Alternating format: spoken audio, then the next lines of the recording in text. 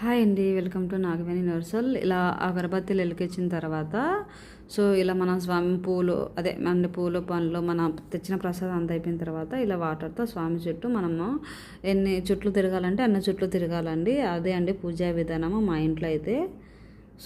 ఇలా నేను మా అమ్మాయి మా అమ్మగారు తిరుగుతున్నాం చూడండి.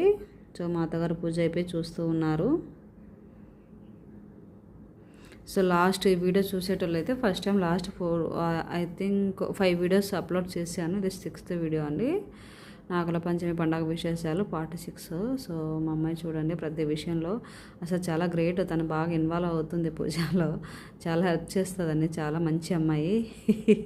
నా బిడ్డ అని చెప్పుకోవట్లేదు, ఈ వీడియోలో చూసి చెప్పాలనిపించి చెప్తున్నాము. చూడండి ఎంత బాగుంది కదా మా ఊరి వెదరు. అదే అండి.